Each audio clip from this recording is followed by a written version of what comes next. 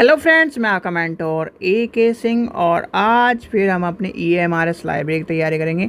यानी कि EMRS library की तैयारी करेंगे। और EMRS लाइब्रेरी की तैयारी में आज क्या था हमारा इंट्रोडक्शन ऑफ कंप्यूटर। यानी कि आपको पता ही है हमारी तीसरी यूनिट यानी तीसरा पार्ट मान के चलिए, तीसरा पार्ट में हमारे कंप्यूटर का शुरू हो चुका है। कंप्यूटर में आपको मैंने कहा था 10 नंबर का आना ही आना है आजकल, जब से हमारा लाइब्रेरी में कंप्यूटर ऐड हुआ है तो कंप्यूटर को भी मान्यता दे दी है। और कंप्यूटर का ऐड होना ज़रूरी था, नहीं तो ये मान के चलिए लाइब्रेरी एक तरह से बैल के समान हो जाता और कहीं ना कहीं वही झाड़ू फटके वाला काम बन जाता। ठीक है, तो चलिए आज हमें पढ़ेंगे इंट्रोडक्शन ऑफ कंप्यूटर। यानी कि आज का टॉपिक क्या है हमारा, इंट्रोडक्शन ऑफ कंप्यूटर। यानी कि आज हम आपकी सेकंड यूनिट का पार्ट पढ़ रहे हैं। यानी कि पहले आपने इन्फॉर्मेशन पढ़ ली थी हमने, आज हम पढ़ेंगे सेकंड यूनिट। यानी कि आपकी यूनिट 2 हो गई शुरू कंप्यूटर में। और आज का यूनिट है कंप्यूटर बेसिक्स। कंप्यूटर का बेसिक पढ़ना है, कंप्यूटर COMPUTER कंप्यूटर बेसिक्स। ठीक है, और उसमें आज हमें पढ़ना है क्या, इंट्रोडक्शन ऑफ कंप्यूटर। सबसे पहली बात आती है कि ये डब्बा जो है यानी कि कंप्यूटर जो है वो है क्या। आपसे कोई पूछने लगे कि जो ये रखा है कंप्यूटर और इसे क्या कहा जाता है। यानी कि देखो, अब आपको थोड़ा सा समझना पड़ेगा, चीज़ें ध्यान से सुनना। जो कंप्यूटर होता है वो मेनली हम उस कंप्यूटर को कहा जाता है जिसमें मॉनिटर, CPU, माउस और कीबोर्ड होता है। जो एक तरह से आपका जो लैपटॉप होता है वो कंप्यूटर की श्रेणी में नहीं आता, वो पाम या फिर एक तरह से ये मान के चलिए ईजी डिवाइस है। यानी कि मेनली कंप्यूटर हम बड़े चीज यानी कि इस वाले को ही कहते हैं कंप्यूटर। क्योंकि वो लैपटॉप आता है। लैपटॉप का मतलब ये है कि ईजी टू यूज़, यानी कि जैसे हम मोबाइल को या टैबलेट को कहते हैं वो उस श्रेणी में आता है। ठीक है, चलिए अब ये आपको कन्फ्यूज़न थोड़ा सा अभी रहेगा, जब आप थोड़ा सा पढ़ोगे तब समझ में आ जाएगा। अब आता है, पहली बात आती है कंप्यूटर क्या है। कंप्यूटर इज़ एन इलेक्ट्रिकल यानी कि एक तरह से मशीन है जो क्या करती है, प्रोसेसिंग करती है रॉ डाटा को इंफॉर्मेशन के आउटपुट निकालने में। यानी कि अगर हम एक शब्द में लिखें, एक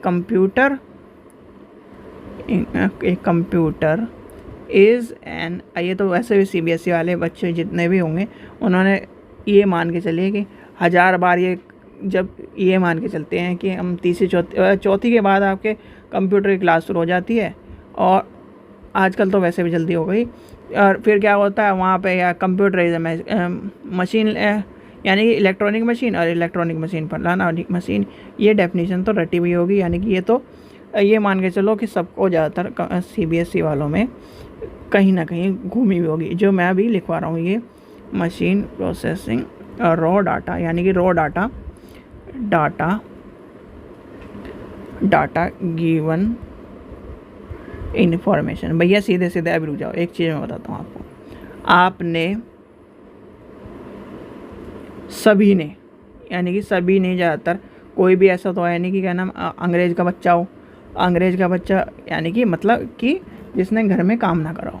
ठीक है, अब ये मान के चलो आपकी मम्मी ने आपको कहा कि आज मटर पनीर बना रहे हैं या फिर शाही पनीर बना रहे हैं या फिर कुछ ही बना रहे हैं XYZ। तो कि ये पकड़ टमाटर, और टमाटर को मिक्सी में घुमा दे, यानी कि मिक्सर ग्राइंडर में घुमा दे। मतलब मिक्सर ग्राइंडर में उसे क्या करना है, पीसना है। अब मिक्सर ग्राइंडर में यानी कि रॉ डाटा क्या हुआ, टमाटर हो गया। अब टमाटर को आपने पीसा, टमाटर को पीसा, वो क्या बना, उसका बना यानी कि उसका बन गया पेस्ट। तो क्या हो गया, अब उसके बाद यानी कि ये रॉ डाटा है, रॉ डाटा से क्या बने, डाटा से क्या बनता है, इन्फॉर्मेशन। अब इसमें क्या बन गया, ये बन गई एक तरह से प्यूरी, यानी कि प्यूरी बनी। अब प्यूरी से यानी कि यहाँ पर हमने डाटा बनाया, डाटा से इन्फॉर्मेशन बनाई, इन्फॉर्मेशन से अब इन्फॉर्मेशन से क्या बनाएंगे जल्दी बताओ, नॉलेज बनाएंगे। नॉलेज के बाद बनाते हैं विजडम। ये भी ध्यान रखना, ये आपको कहीं ना कहीं साथ छोड़ेंगे नहीं ये चार चीज़। इसलिए कहते हैं डाटा, इन्फॉर्मेशन नॉलेज और विजडम को ध्यान रखना है ना, और सीरियल वाइज ही ध्यान रखना, इधर उधर मत कर देना। भाई डाटा बन गया, ये है टमाटर और ये बन गया इसका प्यूरी, और प्यूरी के बाद बना दिया हमने नॉलेज, मतलब ये बना दिया हमने, क्या बना दिया इसमें टमाटर के यानी नमक मिर्च गिर के या फिर इस तरह से सामान डाल के। भाई शाही पनीर तो आते ही होगा बनाना, तो क्या बना दिया हमने, शाही पनीर बना दिया, यानी कि नॉलेज हो गई। नॉलेज के बाद विजडम बन गया, बस खा पी के अपना क्या नाम नान के साथ खाओ और मज़े लो, ये सब चीज़ें हो गई। ठीक है, यानी कंप्यूटर आपको पता चल गया भैया, एक कंप्यूटर यानी कि एक डब्बा है, मशीन का डब्बा है जिसमें हम क्या करते हैं, काम करते हैं, या फिर इस तरह की चीज़ें आती हैं। ठीक है, ये समझ गए।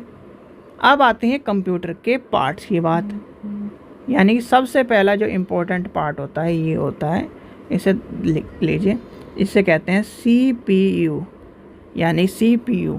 अब CPU को क्या कहेंगे, यानी कि अभी अच्छा चलिए एक चीज़ पहले इससे बता दूँ, फिर लेके चलते हैं इस पर। देखो कंप्यूटर क्या है ना, जब आपकी कंप्यूटर की बात आती है तो कंप्यूटर बनाने वाले जो यानी कि फादर ऑफ कंप्यूटर आपसे पूछा जाए, कोई आपसे पूछे पापा कौन थे इसके, कंप्यूटर के पापा कौन है, तो आप क्या कहोगे बताओ, father of computer, COMPUTER। Computer के फादर कौन है, कंप्यूटर के पापा कौन है, चार्ल्स। याद रख लेना, ये क्वेश्चन कई बार पूछा गया है। ठीक है, अभी जब मैं तैयारी करा रहा था, यानी कि जनरल पेपर की तैयारी कर रहा था, मैंने तभी कहा था ये क्वेश्चन कई बार पूछा गया है। ठीक है, जो क्वेश्चन आपका पूछा जाता है तो मैं आपको बता देता हूँ। चार्ल्स बेबेज, याद कर लेना, चार्ल्स बेबेज क्या है, कंप्यूटर के पापा हैं, जिन्हें कहते हैं फादर ऑफ कंप्यूटर। भाई हिंदी में क्या कहेंगे, पापा ही तो कहेंगे, या फिर क्या कहेंगे, पिताजी कहेंगे। ठीक है, तो ये क्या है, कंप्यूटर के पिताजी हैं। अब कंप्यूटर के पिताजी हैं तो अब आगे कहानी आती है, यहाँ तक की कहानी समझ गए, यानी कि 2 वर्ड आपको याद कर लेना, एक तो ये याद कर लेना पापा कौन है उसके कंप्यूटर के, और एक आपको ये, चलो इसे छोड़ दो, ये आपको इतना इम्पोर्टेंट नहीं है। अब आती है हमारी कहानी सारी की सारी एक डब्बे के यानी कि कंप्यूटर के पार्ट्स के बारे में, और जो कंप्यूटर के पार्ट मैं बता रहा हूँ इसे चाहे लिख लो चाहे आप याद कर लो। ठीक है, सबसे पहला आता है आपका सेंट्रल प्रोसेसिंग यूनिट यानी कि CPU। अब CPU का डायग्राम यही का यही मिलेगा, तो यही का यही आपको पता होना चाहिए, क्योंकि देखो कंप्यूटर के डायग्राम में जब डायग्राम आप पढ़ते हैं, जब हम पढ़ते हैं तो यानी कि पढ़ने वाली चीज़ होती है अलग, और जो करने वाली चीज़ होती है वो अलग। यानी कि आपके मान के चलिए, जब आपने कोई भी एक्सपेरिमेंट किया तो आपने किया ये पढ़ दिया जाए, जैसे कि हाँ एक चीज़ आपको मैं बताता हूँ, किसी ने हैरी पॉटर की पिक्चर देखी है, हैरी पॉटर की पिक्चर में हाफ ब्लड प्रिंस, जो हाफ ब्लड प्रिंस का पार्ट है, यानी कि 5वां पार्ट है हाफ ब्लड प्रिंस, तो उसमें हैरी पॉटर काढ़े वाली जो होती है, काढ़े वाली क्लास में जाता है। काढ़े वाली क्लास में क्या होता है, उसे एक बुक मिलती है और उस बुक में लिखा होता है कि इसे इसकी जगह ये नहीं ये यूज़ करना है, इसकी जगह इसे काटना नहीं, इसे दबाना है। तो वो क्या होता है, सोचो भाई, ये मतलब ये है कि जो थ्योरी है और जो एक्सपेरिमेंट है उनमें अंतर ज़रूर होता है। तो वैसे ही आपका जब आप थ्योरी मतलब थ्योरी देखोगे या प्रैक्टिकल देखोगे तो उसमें अंतर होगा। ये क्या है, थ्योरी। तो थ्योरी में आपका ये सब चीज़ें क्या होती हैं, ये जैसे आपका CPU है, CPU को क्या कह दिया हमने, सेंट्रल प्रोसेसिंग यूनिट, यानी CPU को क्या कहा हमने, सेंट्रल प्रोसेसिंग यूनिट। अब CPU को सेंट्रल प्रोसेसिंग यूनिट कहा तो यानी कि चलो इसकी आपको लिख देता हूँ, सेंट्रल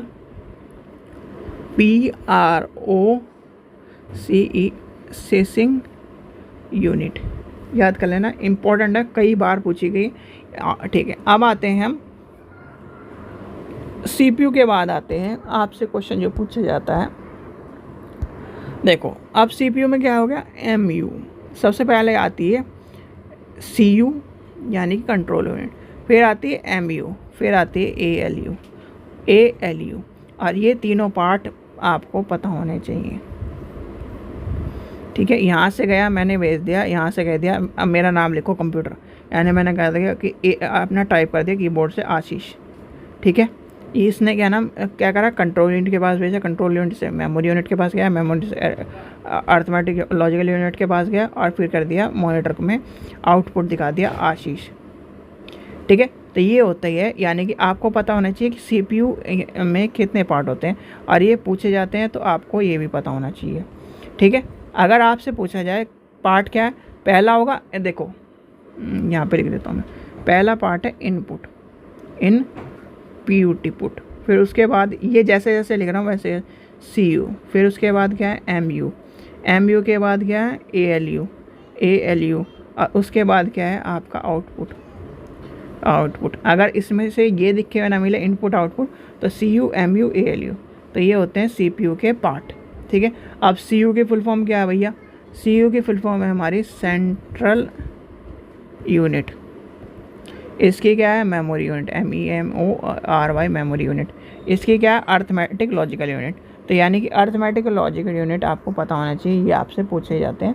छोटे छोटे क्वेश्चन भी आपको कहीं ना कहीं अटपटा दिमाग कर देते हैं, और अटपटा दिमाग में आपको पता होना चाहिए कि इसकी फुल फॉर्म क्या है। यानी कि इसकी फुल फॉर्म क्या है, ALU की फुल फॉर्म है अर्थमेटिक